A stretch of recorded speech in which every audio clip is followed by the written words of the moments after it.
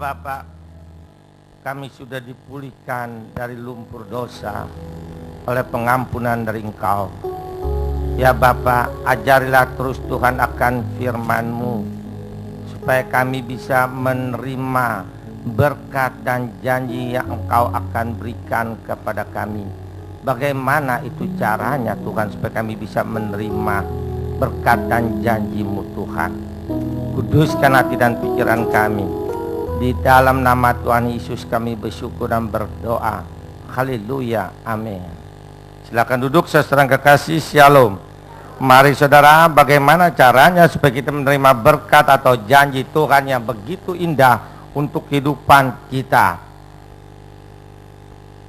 Efesus 5 ayat pertama sampai dengan ayat 21 saya bacakan perlahan-lahan sambil saya jelaskan apa maksud Tuhan dan bagaimana supaya kita bisa menerima janji Tuhan yang begitu indah. Hidup sebagai anak-anak terang.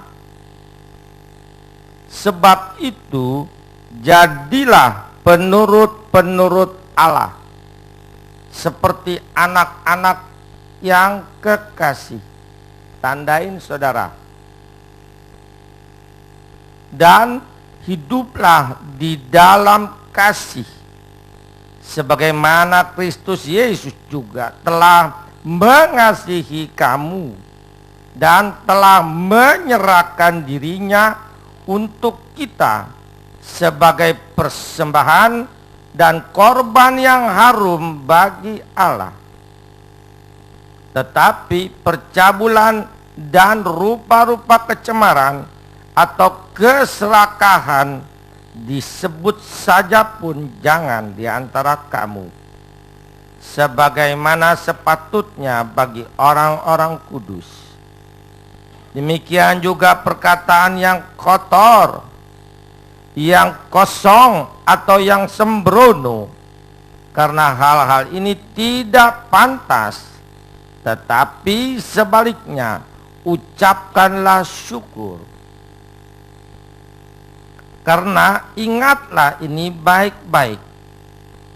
Tidak ada orang sundal, orang cemar, atau orang serakah, artinya penyembah berhala, yang mendapat bagian di dalam kerajaan Kristus dan Allah. Tandain tuh. Janganlah kamu disesatkan orang dengan kata-kata yang hampa, karena hal-hal yang demikian mendatangkan murka Allah atas orang-orang durhaka. Sebab itu janganlah kamu berkawan dengan mereka. Tandain. Memang dahulu kamu adalah kegelapan, tetapi sekarang kamu adalah terang di dalam Tuhan. Tandain tuh, kita bersyukur. Sebab itu hiduplah sebagai anak-anak terang. Karena terang hanya berbuahkan kebaikan dan keadilan dan kebenaran. Dan ujilah apa yang berkenan kepada Tuhan. Janganlah turut mengambil bagian dalam perbuatan-perbuatan kegelapan yang tidak berbuahkan apa-apa. Tandain tuh. Tetapi sebaliknya, telanjangilah perbuatan-perbuatan itu. Sebab menyebutkan saja pun apa yang dibuat oleh mereka di tempat-tempat yang tersembunyi telah memalukan. Tetapi segala sesuatu yang sudah ditelanjangi oleh terang itu menjadi nampak. Sebab semua yang nampak adalah terang. Itulah sebabnya dikatakan bangunlah hai kamu yang tidur, dan bangkitlah dari antara orang mati, dan Kristus akan bercahaya atas kamu. Tandain tuh, tandain. Karena itu perhatikanlah dengan seksama bagaimana kamu hidup. Janganlah seperti orang bebal, tetapi seperti orang arif. Dan pergunakanlah waktu yang ada, karena hari-hari ini adalah jahat. Sebab itu janganlah kamu bodoh, tetapi usahakanlah supaya kamu mengerti kehendak Allah. Tandain lagi. Dan janganlah kamu mabuk oleh anggur, karena anggur menimbulkan hawa nafsu, tetapi hendaklah kamu penuh dengan roh. Dan berkata-katalah seorang kepada yang lain dalam mazmur, hidung puji-pujian dan nyanyian rohani. Bernyanyilah dan bersoraklah bagi Tuhan dengan segenap hati. Ucaplah syukur senantiasa atas segala sesuatu dalam nama Tuhan kita Yesus Kristus kepada Allah dan Bapa kita. Dan rendahkanlah dirimu seorang kepada yang lain di dalam takut akan Kristus. Amin. Saudara, lebih dari jelas, kalau kita sudah melakukan ini, kita pasti menerima janji Allah. Janji Allah, di dalam dunia kita menang, kita terlepas dari segala rongrongan hidup berkelamaan, menang. Kena sakit tapi enggak lama-lama, enggak sampai putus asa, enggak sampai sakit itu ngerongrong hidup kita terus menerus, atau persoalan hidup, rongrongan hidup, kekesalan sementara terlepaskan, atau kebangkrutan, atau kemiskinan, enggak lama-lama terlepaskan. Karena janji Tuhan, Yesus menciptakan manusia bukan buat diseksa, bukan buat dimasukin neraka, bukan. Yesus menciptakan manusia supaya manusia menyembah dan memuliakan Dia. Memang benar Tuhan kasih kebebasan kepada ciptaannya itu manusia. Perbuatlah apa yang hendak kamu perbuat, terserah. Ada buntutnya tuh, saudara. Tetapi ingat, hari pengadilan terakhir ada.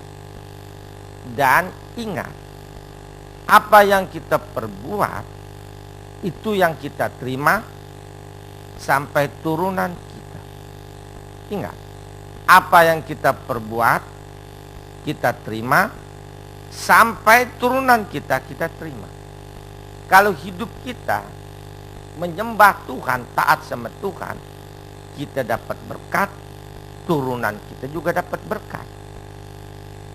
Nah, lawannya itu, kalau hidup kita semau gua, nggak mau nyembah Allah pencipta, mau bawa cara sendiri, mau yang kita sembah Allah yang kita cipta dari batu, dari logam, dari kayu dan sebagainya, itu patung-patung, jimat-jimat. Sebab benda apapun kalau disembah masuk setan.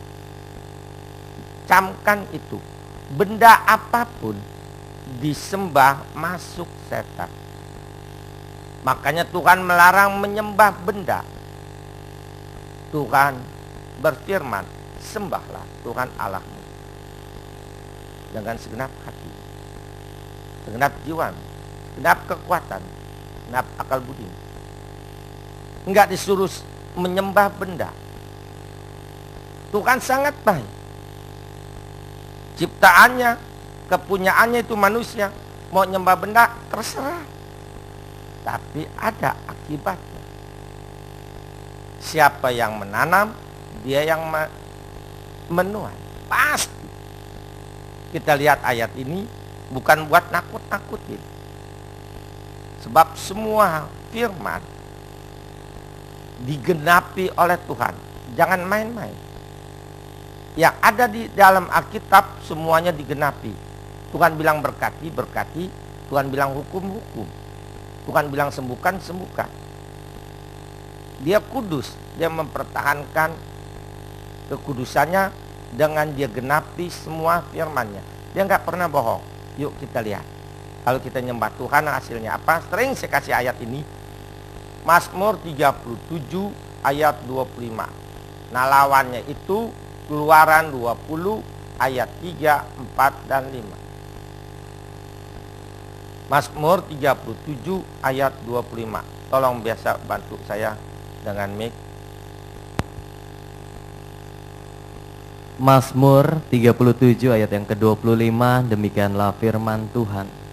Dahulu aku muda, sekarang telah menjadi tua, tapi tidak pernah kulihat orang benar ditinggalkan, atau anak cucunya meminta-minta roti.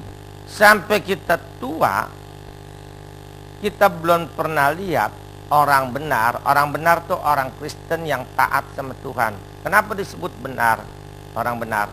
Karena kita sudah dibenarkan oleh Tuhan. Karena Yesus kebenaran adanya. Akulah jalan, hidup, dan kebenaran. Kita sudah dibenarkan oleh Tuhan. Artinya kita anaknya. Nah, orang Kristen yang taat sama Tuhan tidak pernah ditinggalkan. Apa artinya? Tidak pernah dimasa bodohin oleh Tuhan. Kalau kita sakit, pasti dia sembuhkan. Kalau kita lagi bokeh, pasti Tuhan berkati lagi. Kalau kita lagi kesel di rongrong ini, di rongrong itu, pasti Tuhan datang menghiburnya dan melepaskan dan memikulkan semua beban kita.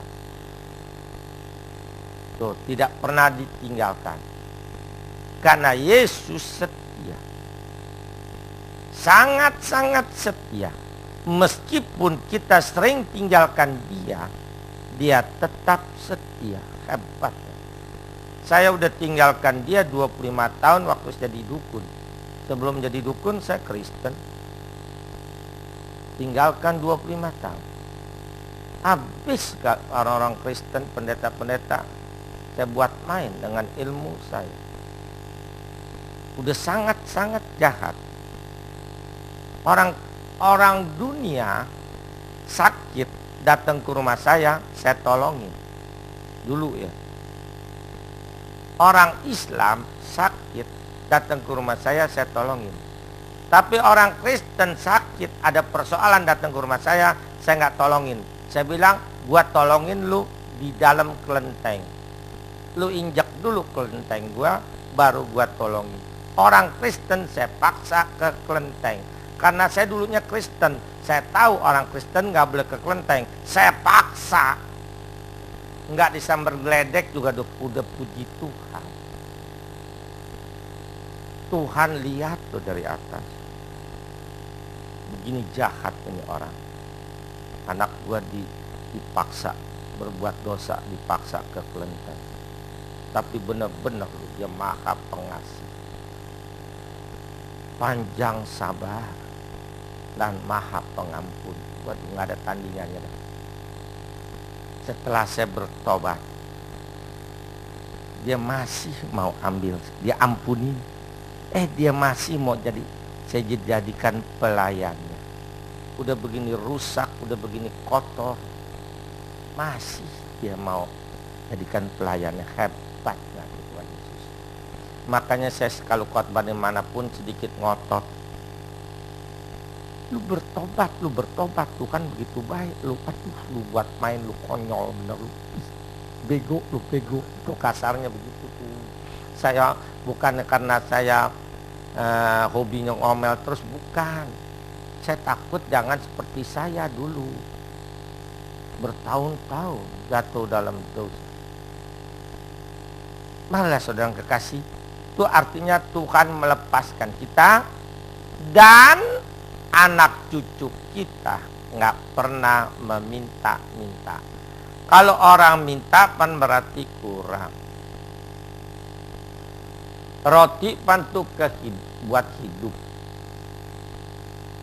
Nggak pernah turunan kita kurang makan, kurang sehat, kurang damai, kurang selamat. Nggak pernah. Makanya saya minta tolong kita orang tua hidup jangan semoga anak itu kita kenal. One for one. Karma, Betawi bilang ketula, Kristen bilang tabur menuai. Kan tadi kita lihat di ayat keberapa tuh Efesus 5, hari-hari ini jahat, ayat ke-16. Dan pergunakanlah waktu yang ada, karena hari-hari ini jahat. Apa artinya? Artinya kita tinggal sedikit waktu lagi. Nggak lama Tuhan datang, atau setiap saat kita bisa mati. Itu artinya bekerjalah selama masih siang. Kalau udah malam nggak bisa bekerja. Artinya bertobatlah sebelum kita dipanggil Tuhan, sebelum Yesus datang kedua kali di awan-awan. Itu artinya nggak keburu lagi. Kita ini tinggal di maghrib, hari sudah petang. Kan di dalam cerita Yesus, mari kita bertolak ke seberang, hari sudah petang. Kan ada ya, Yesus setelah 5 roti 2 ikan, setelah dia berkhotbah, mari kita pergi ke seberang, hari sudah petang. Artinya nggak lama lagi malam, artinya nggak lama lagi Tuhan datang, nggak lama lagi kita mati. Kita nggak tahu kapan kita mati. Mari, supaya kita terima berkat Tuhan, kasih Tuhan, rancangan Tuhan, rencana Tuhan, turutlah, taatlah sama firman.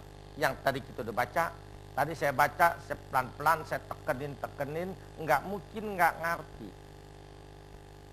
Saya baca kagak kayak senapan mesin, enggak, saya tekenin tuh. Yang perlu tandain tuh. Ngomel lagi, tandain. Maksudnya saudara, habis tandain, lakukan. Waktu kita lagi mengalami sesuatu, ingat ayat itu. Ingat ayat itu. Firman Tuhan adalah pedoman dalam hidup kita. Pedoman dalam hidup kita, atau kompas bagi orang sedang jalan di hutan atau di laut atau di udara. Kompas. Dia memperhatikan kompas, dia pasti sampai ke tempat tujuan. Coba tanpa kompas, nyasar. Alkitab adalah kompas dalam hidup kita. Keluar dari itu, nyasar. Gampang saudara sebetulnya. Ya, waktu Tuhan udah dekat. Yang saya mau fokuskan di ayat 14. Efesus 5 ayat 14. Saya bacakan dulu. Saya mau fokuskan di sini. Itulah sebabnya dikatakan Efesus 5 ayat 14, bangunlah hai kamu yang tidur, dan bangkitlah dari antara orang mati, dan Kristus akan bercahaya atas kamu. Amin. Ada dua. Satu, Tuhan suruh bangun. suruh bangun. 2, Tuhan suruh bangkit dari kematian. Jangan mati, bangkit cepetan. 2. Apa itu bangun? Kita selalu ditegur oleh Tuhan melalui firman, melalui pujian, melalui doa.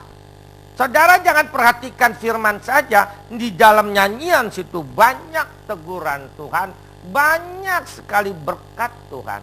Firman, pujian, dan doa kuasanya sama. Makanya kalau saudara nyanyi asal jangan nyanyi aja. Perhatikan itu kata-katanya, lakukan. Di situ ada kuasa. Saya khotbah dimanapun, kalau nyanyiannya memble, nggak ngangkat, saya khotbahnya capek. Tanya boleh pendeta semua, pengkhotbah semua. Kalau dia mau khotbah, song leadernya, singernya dan pemain musiknya nggak dapat urapan Tuhan, yang khotbahnya capek. Capek. Berapa sini? Tapi kalau yang puji-pujiannya ngangkat, waduh enak bener ya saudara. Sama dengan ibu-ibu kalau mau bikin kue, loyangnya dipakein mentega dulu begitu. Ser gitu tuh kuenya nggak bakalan apa tuh nempel, nggak bakalan nempel, nggak bakalan berkerak, nggak bakalan rusak. Tuh terjemahan bebasnya begitu tuh contohnya. Makanya saya minta dengan sangat, mari kita kerjasama, baik singer, song leader, baik musik, baik jemaat, baik pendeta, baik pendoa syafaat, mari kita bekerja sama untuk mengundang hadirat Tuhan. Kalau hadirat Tuhan udah datang, waduh saudara, apa saja dah yang kita minta, kita terima, segala sakit penyakit sembuh, segala beban, segala kekesalan, segala apapun terlepas kalau hadirat Tuhan turun. Makanya saya minta dengan sangat, mari kita bersatu. Ya, bangunlah, jangan main tidur-tiduran satu sama lain. Ini bukan tugas gua. Tugas gua hanya ngomel, khotbah aja. Ini tugas gua hanya nyanyi. Tugas gua hanya gumbreng main itu. Tugas gua ini. Jangan. Contohlah satu tubuh ini. Satu tubuh ini ada kaki, ada tangan, ada mulut, ada mata, ada kuping dan sebagainya. Mesti kerjasama. Kerjasama menghasilkan yang apa yang kita ingini. Ini air. Dari jauh perut haus. Mata bekerja, melihat air. Karena kita punya otak bekerja. Suruh lihat mata, tuh ada air. Perut perlu air. Mata enggak hanya melihat. Langsung balikin lagi ke otak. Otak suruh kaki berjalan. Samperin tuh air. Kaki enggak berontak. Ya, gue cuma tibang jalan doang. Yang terima air perut, bukan gue.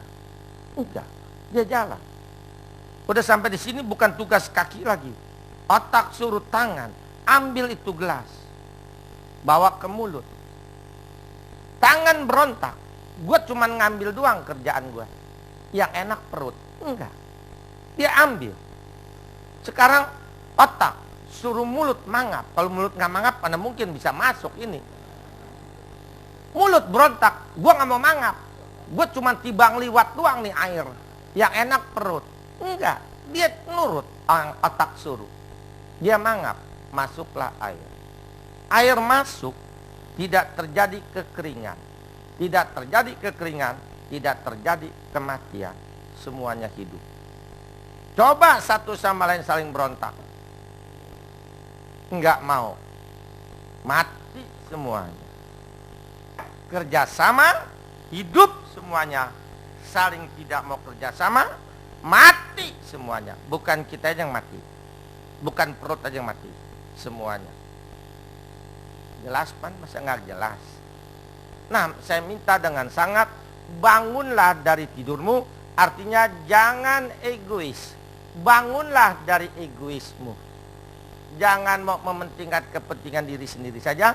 Nggak bakalan diberkati Tuhan. Tandain dulu tuh Efesus 5 ayat 14. Kita lihat Orang yang egois tidak diberkati Tuhan. Filipi 2 ayat 3 dan 4.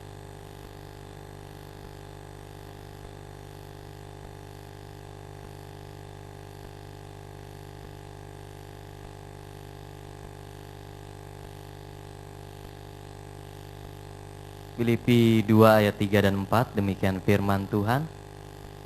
Dengan tidak mencari kepentingan sendiri atau puji-pujian yang sia-sia, sebaliknya hendaklah dengan rendah hati yang seorang menganggap yang lain lebih utama daripada dirinya sendiri. Amin. Itu pengajaran Tuhan. Demikian kerjasamalah di dalam keluarga. Di dalam hal apapun kerjasamalah. Di dalam keluarga kerjasamalah. Yang satu si bapak cari uang, si ibu ngurusin keluarga, perhatikan anak-anak, cara makannya atau makanannya disiapkan, dimasak. Si anak juga mesti tahu, bantuin mamanya, ada yang nyapu, ada yang cuci piring, ada yang cuci baju. Mesti tahu, sama-sama mempunyai tugas. Jangan, bukan tugas gua. Nggak usah disuruh lagi, mesti tahu. Terjadilah kehidupan keluarga yang harmonis. Keluarga yang harmonis, yang tidak ada keributan, pasti diberkati Tuhan. Camkan itu. Orang dulu suka ngomong, ini orang tua dulu, lu pagi-pagi suami istri berantem lu. Bagaimana hoki mau datang? Hoki datang juga lihat lu pada berantem, dia ke tetangga tuh hoki. Tuh orang tua dulu kan suka ngomong begitu. Orang dunia aja tahu kalau keributan itu tempatnya setan. Setan gak bakalan bikin damai. Setan gak bakalan memberkati kita. Marilah saudara kekasih, dimanapun kita berada, kita masing-masing punya tugas. Lakukanlah untuk kepentingan bersama. Coba di kantor. Ada bagian keuangan, ada bagian pembukuan, ada bagian ini, bagian itu, terjadilah keuntungan. Untungan kan kita dapat gaji. Coba kalau perusahaan itu nggak untung, dapat gaji, kertas koran, gunting-gunting. Mau nggak kerjasama dimanapun kita berada? Itu Tuhan suruh bangun. Artinya jangan egois. Kalau saudara masih punya sifat egois, hari ini juga dalam hati, Tuhan ampunilah saya. Saya sering begitu. Mari saudara, ringankanlah tanganmu, tolonglah orang, bantulah orang. Orang tidur nggak bakalan dapat upah. Yang kasih upah orang bodoh. Masa orang tidur digaji? Nggak mungkin. Kristen tidur rohaninya nggak bakalan diberkati Tuhan. Kalau rohani tidur pasti egois. Pasti. Karena Roh Kudusnya nggak ada. Roh Kudus nggak ngajarin egois. Lihat Tuhan Yesus. Dimanapun dia datang, banyak orang datang. Karena apa? Karena Yesus disayang orang. Kenapa Yesus disayang orang? Karena dia terlebih dulu melayani, terlebih dulu mengasihi, terlebih dulu memberkati, terlebih dulu mengampuni. Hebat. Maka di mana dia datang, banyak orang datang. Kalau kita mau dihormatin orang, hormatilah orang terlebih dulu. Kalau kita mau dilayani orang, layani orang terlebih dulu. Itu pengajaran Tuhan begitu indahnya. Dahulukanlah orang baru buat kita. Matius 7 ayat 12. Ingetin tuh ayatnya saudara. Buat kita tuh yang egois, ingetin tuh. Kalau egois nggak mendatangkan dosa, nggak apa-apa. Memang juga semua manusia egois. Ntar saya buktikan deh. Egois yang tidak mendatangkan dosa. Matius 7 ayat 12, demikian firman Tuhan, jalan yang benar. Segala sesuatu yang kamu kehendaki supaya orang perbuat kepadamu, perbuatlah demikian juga kepada mereka. Itulah isi seluruh hukum Taurat dan kitab para nabi. Amin. Kalau kita udah lakukan ini, kita pasti terima apa yang Tuhan janjikan kepada kita. Nih egois yang tidak mendatangkan dosa. Egois yang tidak tidak dihukum. Semua manusia egois, tidak ada manusia yang tidak egois. Ini di syuting nih, atau di potret lagi kondangan. Minggu depan dikasih albumnya, ngeliat. Sebelum ada foto kita cepet, ada foto kita diem. Betul nggak? Itu namanya egois. Tapi egois itu nggak berbahaya, nggak mendatangkan hukuman Tuhan. Nggak ada orang lihat dirinya sendiri cepat aja gitu lagi, masih bodoh tutupin gitu. Nggak ada, pasti diem. Benar kan? Semua apa gitu? Saya juga begitu. Semua itu memang udah sifatnya manusia, tapi nggak dosa. Yang egois mendatangkan dosa, yang nggak mau menolong orang. Ya, mari kita bangun. Waktu Tuhan udah dekat. Kedua, orang tidur meskipun gagah, ditampar, diserang pasti kena. Karena lagi tidur. Coba kita bangun diserang, kita bisa nangkis, bisa lari dan sebagainya. Tapi kalau lagi tidur diserang kena. Artinya Kristen yang rohaninya tidur diserang beban hidup kena. Diserang penyakit kena, diserang setan kena, diserang rongrongan hidup kena. Karena rohaninya tidur. Bangun. Yang kedua, ayat B-nya. Bangkitlah dari antara orang mati. Apa artinya? Artinya orang mati tidak berguna lagi untuk sekelilingnya. Camkan itu, orang kalau sudah mati atau makhluk apapun kalau sudah mati tidak berguna lagi untuk sekelilingnya. Saudara suami istri selama masih hidup saling mengasihi, tidur saling berpelukan. Lebih-lebih sekarang musim hujan dingin, lebih kencang lagi. Terus suatu hari pasangan saudara mati. Saudara masih mau pelukin? Sehari, 2 hari, 3 hari? Masih mau. Kenapa nggak mau dipelukin? Katanya sayang. Sayang selama masih hidup. Kalau sudah mati nggak ada rasa sayang lagi. Nggak pernah saya lihat manusia siapapun, nabi yang manapun, kalau pasangannya mati, nggak pernah ikut dikubur sama-sama. Kok pulang? Kok tinggalin? Kok tega? Dia sendirian di kuburan, kehujanan. Karena apa? Karena sudah mati, tidak ada gunanya lagi.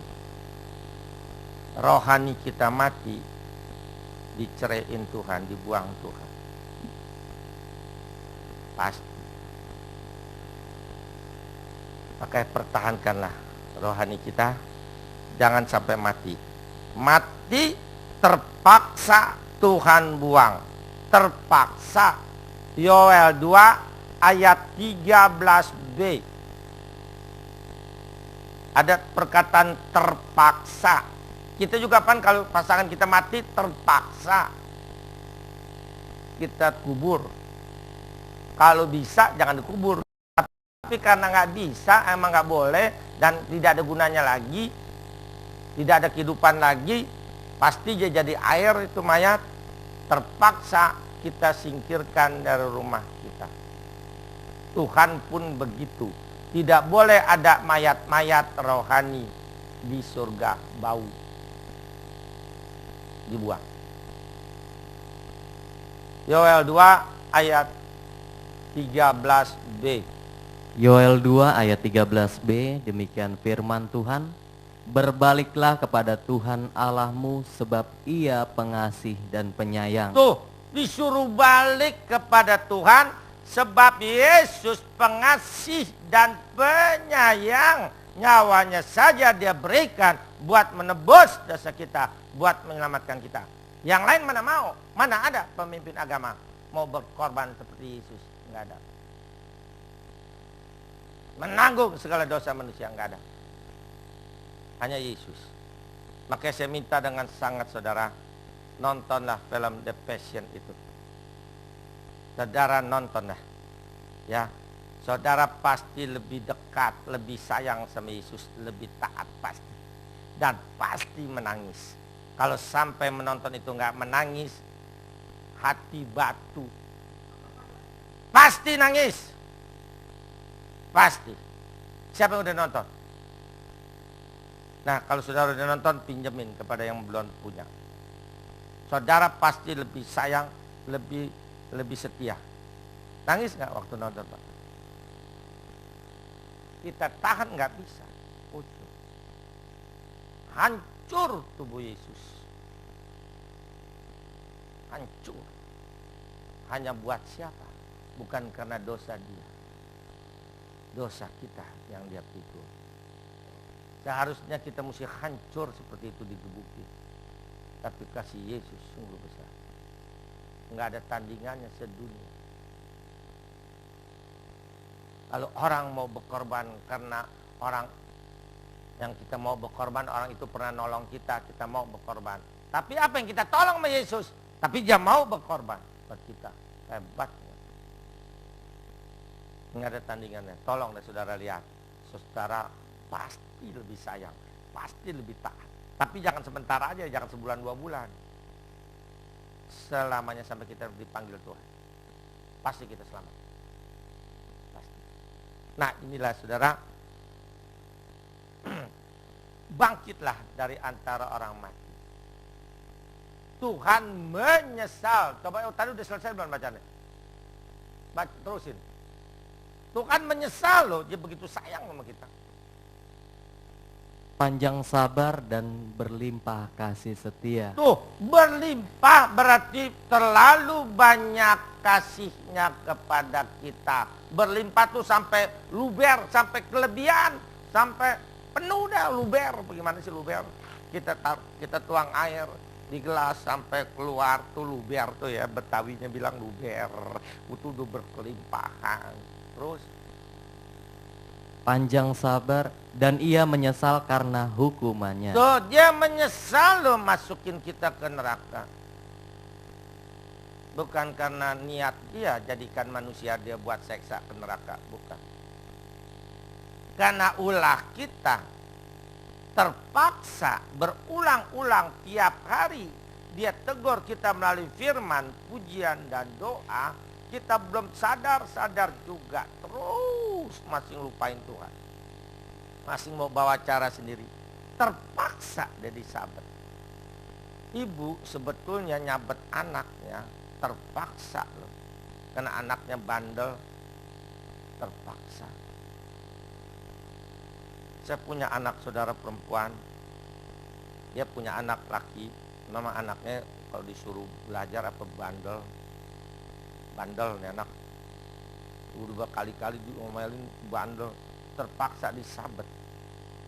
Tuh anak saya juga memangnya sedikit adatnya keras juga, kalau nyabet pelan-pelan kayak. Saya kalau di depan saya ngomelin. Karena rumahnya lain aja. Terus disabet kekencengan kali ya. Balan apa ya? Betanda merah begitu. Tuh anak nangis. Pedes bantol balan. Saya masih kecil bengal. Saya disabetnya bukan pakai itu, pakai pecut kuda saya dulu. Kan Tanah Abang banyak, saya tinggal di Tanah Abang. Kan Tanah Abang banyak pecut. Papa saya beli pecut kuda. Saya kalau berantem sama orang lain saya nggak digebukin. Tapi kalau berantem saudara kandung, saya disabet sama pecut kuda. Pecut kuda kalau kena sabetan saudara sampainya ke ulu hati, sakitnya bukan main. Terus saya hampir tiap hari saya disabetin begitu, saya bengal dulu. Itu anak saya dia sahabat cucu saya itu dia duduk di pojokan. Dia entar tuh anak ngeliatin sambil nangis, sakit kali ya, balan. Ini anak saya si Rosi ngeliat gitu, keluar air mata.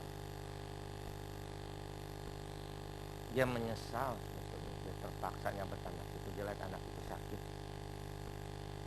nangis. Kalau anak yang ngeliat ke dia buru-buru dia nangis. Ntar dia ngelirik lagi pelan-pelan, anaknya lagi ngeliatin balannya, dia lihat lagi keluar air mata lagi. Sebetulnya orang tua sayang loh anak. Terpaksa lo orang tua ngegebukin anak, bukan karena orang tua kejam, punya anak buat diseksa, enggak. Kita saja manusia berdosa sayang anaknya, apalagi Tuhan Yesus lo saudara. Dia terpaksa lo sebetulnya masukin kita ke neraka, karena ulah kita sih udah dibilangin berkali-kali bandel, terus bandel, sampai akhirnya, sampai mati makin bandel.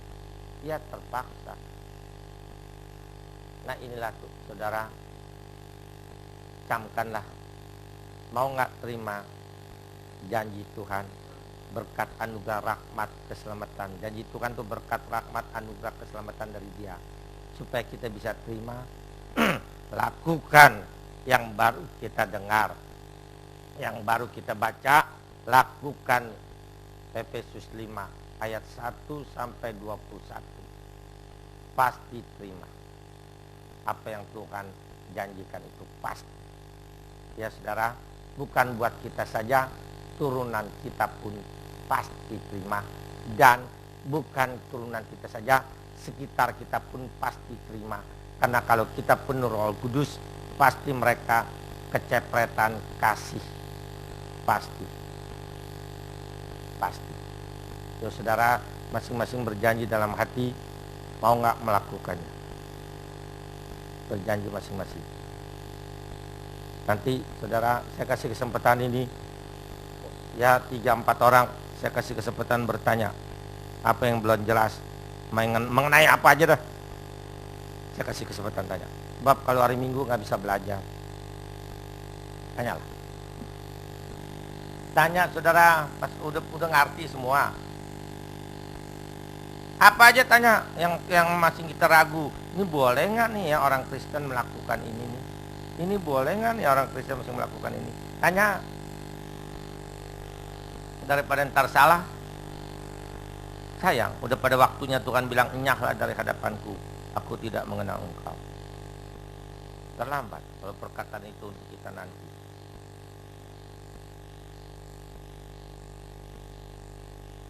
Kalau nggak ada yang mau nanya, saya kasih ke mereka lagi kolektor. Udah kolektor belum? Oh iya, nanya Pak. Ini pakai ini ada Pak. Pak ada no Bapak itu. Bapak duduk aja Pak, dilayanin Pak. Saya Andi, saya mau tanya. Duduk aja. Saya mau nanya Pak mengenai itu Pak, baju-baju tradisional kan yang ada gambar barong kayak gitu Pak, yang dari Bali. Oke. Boleh nggak Pak umat Kristus selimut gitu orang Kristen Oke. makainya? Oke. Kita baca dulu ayatnya supaya jangan penasaran. Kalau nggak ada ayatnya kan orang Kristen penasaran. Ulangan 7 ayat 25-26. Ya, dengerin. Lakukan.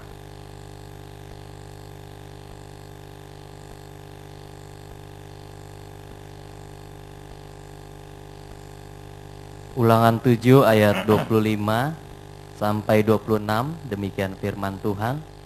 Patung-patung ilah mereka haruslah kamu bakar habis. Perak dan emas yang ada pada mereka janganlah kau ingini dan kau ambil bagi dirimu sendiri, supaya jangan engkau terjerat karenanya. Sebab hal itu adalah kekejian bagi Tuhan Allahmu. Dan janganlah engkau membawa sesuatu kekejian masuk ke dalam rumahmu, sehingga engkau pun ditumpas seperti itu. Haruslah engkau benar-benar merasa jijik dan keji terhadap hal itu, sebab semuanya itu dikhususkan untuk dimusnahkan. Coba kalau di rumah saudara ada lambang PKI atau baju kaos saudara ada lambang PKI, saudara keluar pasti diciduk polisi. Polisi nggak nanya lagi, udah ada aturannya. Lambang itu nggak boleh ada lagi. Saudara pasti ditangkap kalau pakai baju kaos itu. Mau coba besok boleh, tapi tanggung jawab sendiri. Pasti ditangkap. Itu juga aturannya tuh, janganlah membawa masuk sesuatu kekejian. Itu gambar-gambar atau patung-patung Allah. Allahnya A-nya huruf kecil, berarti yang benda-benda yang lazim disembah nggak boleh, ya. Tapi kalau gambar lain nggak apa-apa, yang nggak lazim disembah. Kalau leak itu lazim disembah, atau naga lazim disembah. Jangan ada lagi. Jelas. Tapi kalau gambar itu atau patung itu patung leak dari emas, cabut aja kuasanya, patungnya lebur jadiin gelang. Jangan dengerin pendeta, katanya buang di sungai. Bohong, dikantongin sama pendeta.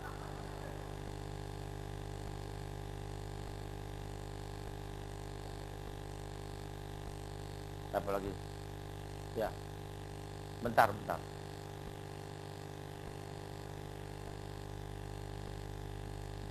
Dalam perkawinan, apakah kita boleh mengadakan upacara seperti menghormati orang-orang yang lebih tua dengan minum? Tepai. Ya. Oke. Tepai itu pengajaran yang paling bagus. Kenapa bagusnya? Yang muda mau kawin, mau punya bahtera hidup baru, dia minta doa restu dengan menyuguhkan teh. Minta doa restu sama yang lebih tua. Setelah minta doa restu, yang tua mendoakan. Setelah mendoakan, kasih modal. Wah, paling bagus. Wah, paling bagus. Ya, orang lain gak punya. Ini orang Cina.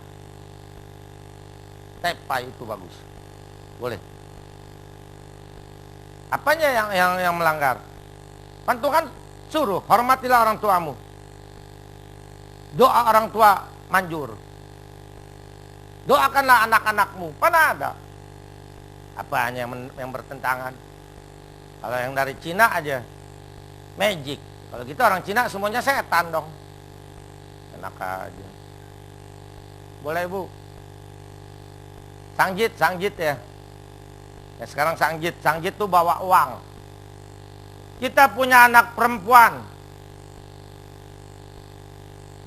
Calon mantu kita Kristen, tapi orang tuanya masih tepekong.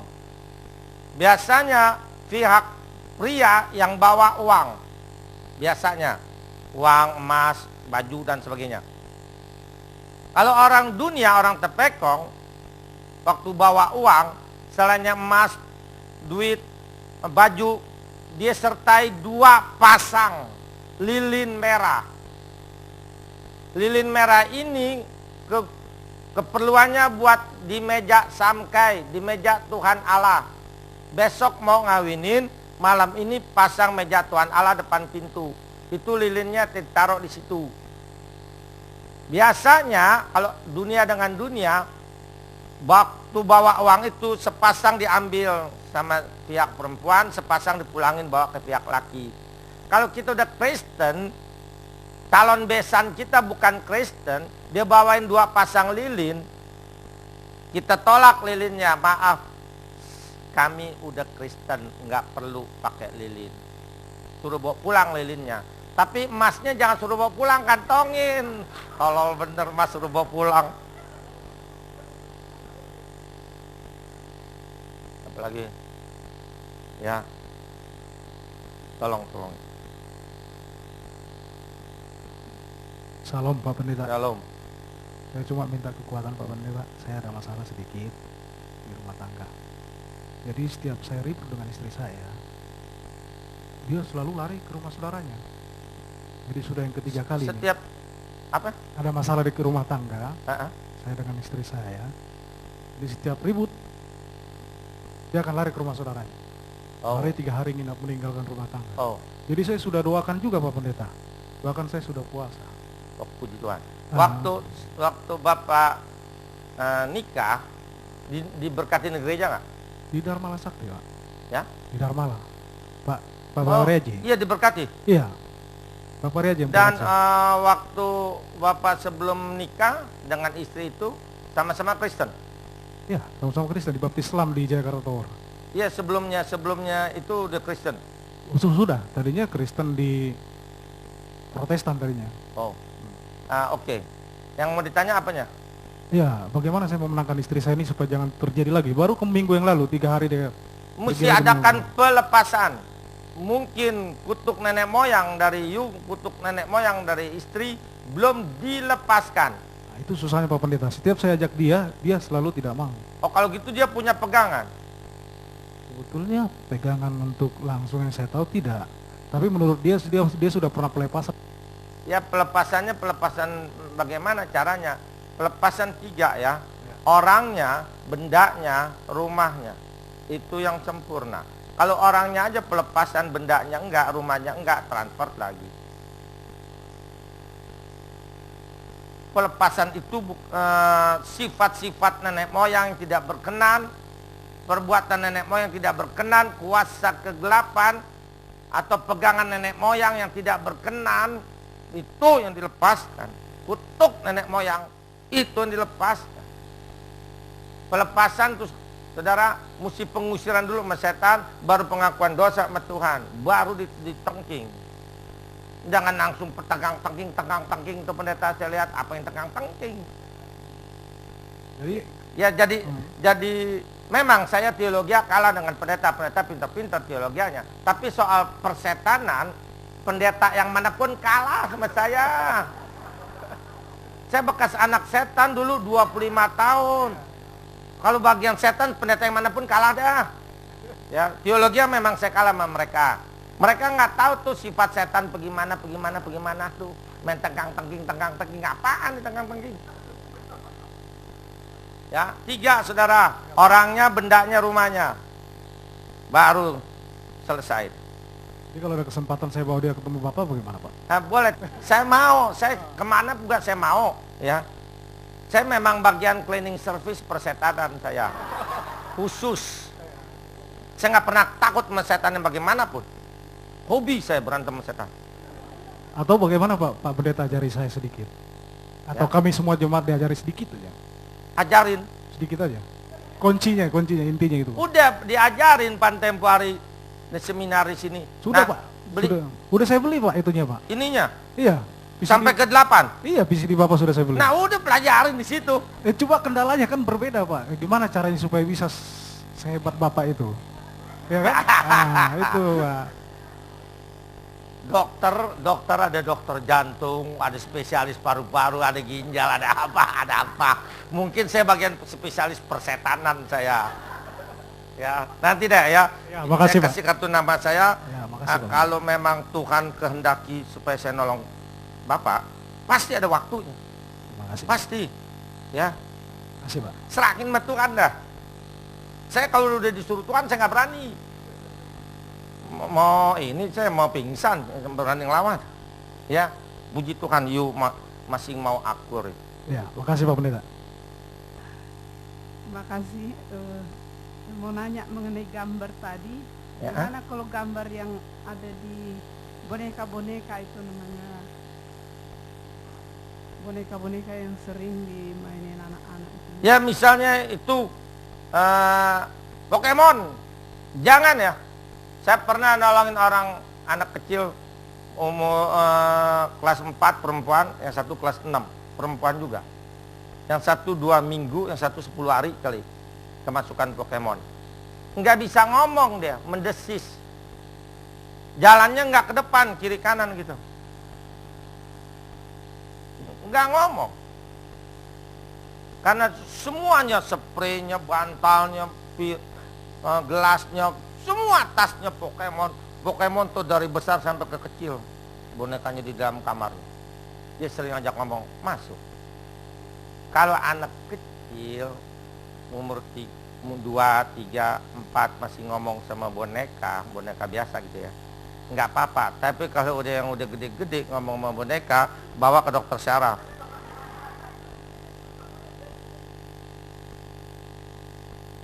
Hati-hati Bu ya. Pocket monster itu nggak boleh. Setan kantong. Oh nggak apa-apa. Kalau anak kita semuanya boneka nggak boleh, jadi bego anak kita. Ntar jadi bencong dia. Kasihan boneka-boneka. Jangan dengerin pendeta ada pendeta, saya nggak sebut pendeta mana. Kata semua boneka mesti dimusnahkan. Tolol. Yang lazim disembah. Kan ditulisnya tadi yang ayat Ulangan 7, yang lazim disembah. Allah-Allah mereka tuh. Boneka-boneka yang lain boleh, kayak Barbie begitu. Wah, mahal Barbie. Bagus. Kecuali yang udah dewasa, jangan ngomong Barbie gitu. Masuk deh setannya di Barbie. Pasti.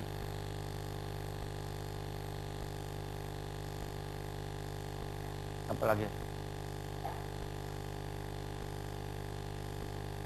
Ada lagi. Nanti saudara kalau setiap Sabtu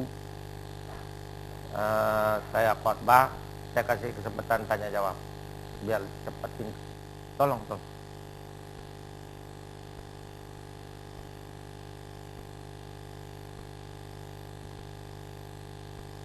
Shalom Pak. Shalom. Ini Pak, jadi saya itu udah sering pelepasan gitu, tapi selalu jatuh lagi dalam dosa gitu Pak. Pelepasan itu bukan mengandalkan pelepasan saja, kitanya pun mesti melawan. Kita pun mesti berusaha dengan puasa, dengan tiap hari baca firman, pujian dan doa, dengan bersekutu. Saya udah baca firman sama berdoa tiap malam juga Pak. Dan lawan. Udah pelepasan pribadi, udah berkeluarga? Belum Pak. Kamu sering puasa, ya. Puasa misalnya nih, puasa itu sifat kamu tuh orangnya cepat kesinggung. Puasain. Iya, mengaku. Saya lihat mata kamu, saya tahu tuh. Ya, puasain tuh. Setan masuk tuh ke situ. Kita semua manusia punya kelemahan. Jaga di kelemahan kita, jaga. Setan masuk di situ selalu. Puasain. Ya, kalau kuat dari pagi sampai sore, lakukan. Nggak kuat ya sampai jam 2 aja dari pagi. Ya, sampai jam 2 nggak kuat, ular kadut, rakus mau makan lulu. Ya, puasa deh coba. Kamu tinggal sama orang tua di Banten, masih ada mama? Masih. Orang Kristen. Iya. Cuci kaki ntar pulang. Kamu sering lawan mama. Siapa suruh nanya? Saya kebetulan kerja di kapal Pak, jadi Ya, kerja di kapal nggak apa-apa, persis pulang buru-buru. Minta ampun, mama suruh duduk di kursi, ambil air di baskom, basuh kakinya. Yesus mencuci kaki muridnya. Kenapa nggak diajarin Bapak Pendeta? Di bawah telapakan kaki ibu di situ surga. 9 bulan kita dibawa-bawa dalam kandungannya, begitu menderita ibu. Belum pada waktu melahirkan kita diadu nyawa. Ringannya bisa buta, gila, lumpuh. Beratnya mati. Belum pada waktu kita masih orok, kita sakit. Yang gendong sampai pagi, yang gadangin dengan tetesan air mata adalah mama. Papa mati tidur ngorok. Makanya saya nggak pernah suruh cuci kaki papa. Bukan berarti boleh kurang ajar sama papa, enggak. Peluk aja papa, minta ampun. Udah, kalau mama cuci kaki. Nanti kalau kamu udah cuci kaki di situ minta ampun, pasti kamu nangis dan mama menangis, pasti. Dan mama nanti ampunin dan mama doakan dalam nama Tuhan Yesus. Di situ mujizat Tuhan terjadi. Firman Tuhan berfirman, engkau mengasihi aku tetapi engkau tidak mengasihi orang tuamu, engkau pembunuh, penipu, pendusta. tapi kemarin itu udah lakukan. Saya mau lakukan. Siapa yang suruh? Hati aja Pak. Puji Tuhan. Tuhan yang suruh tuh. Udah mau saya lakukan tapi nggak saya lakukan gitu Pak. Karena ada kamu yang masih ambekan tuh setan. Jadi ada di rasa dalam. kayaknya ada malu apa Tuh gimana betul gitu. nggak tuh setan deh kau. Masa malu? Semalamnya itu saya udah benar-benar pengen gitu Pak. Jadi, Lakukan, Tuhan udah suruh kamu mesti ngelawan. Aduh, kelewatan nih orang nih. Tuh kan bahaya lo sama kamu lo. alarm yang saya ini nggak bunyi gitu Pak, jadi bangunnya kesiangan. Ya, nggak usah pagi-pagi. Sesempatnya kamu aja. Nggak enak sama yang apa, kakak sama adik gitu. Biarin mereka kasih contoh. Nih contoh yang baik yang Tuhan ajarin, bukan yang ngumpet-ngumpet percuma. Tuh kan lihat, lu malu-malu lu, gak tolong lo. Sama mamamu aja malu. Kita kalau nggak ada dia, kita nggak jadi orang. Ya, lakukan deh. Tuhan pasti berkatin kamu, dia ubah semua. Baru kuasai. Ya kepalang tanggung sudah berhadapan sama kamu, saya bilangin untuk kelemahan kamu tuh. Udah, yang lain udah. Udah jam 10. Tuhan berkati. Udah jam 10 ya. Nih kolektor nih, jangan kagak lupa. Orang Kristen kan paling demen belaga lupa kolektor. Satu-satu pulang. Ngaku aja dah. Ya Bapak, kami beribu-ribu syukur atas kasih anugerah rahmat dan berkat-Mu ini. Kembali kami datang Tuhan dengan sehati. Kami mohon uluran tangan kasih-Mu dan curahan kemurahan-Mu untuk anak-anak-Mu ini. Di dalam nama Tuhan Yesus, sesuai dengan iman-Mu kepada Tuhan Yesus, apa yang Kau minta melalui surat permohonan ini, dalam nama Tuhan Yesus, terimalah apa yang Kau minta. Segala rintangan halangan yang merugikan kehidupan-Mu, dalam nama Tuhan Yesus terlepas. Bapak, demikian juga yang belum menulis surat ini, yang ada di tempat ini, atau untuk keluarga mereka, teman mereka, untuk diri mereka sendiri. Di dalam nama Tuhan Yesus, yang sakit sembuhlah. Dalam nama Tuhan Yesus, yang berbeban berat terlepas. Baik persoalan keluarga, persoalan pribadinya, persoalan keuangannya, persoalan usaha pekerjaannya, persoalan apapun yang mereka tidak kuat memikulnya, dalam nama Tuhan Yesus terlepas. Di dalam nama Tuhan Yesus, terlepaslah kuasa kegelapan, terlepaslah sifat-sifat yang tidak berkenan. Di dalam nama Tuhan Yesus yang ada di dalam kehidupan kamu, terlepas.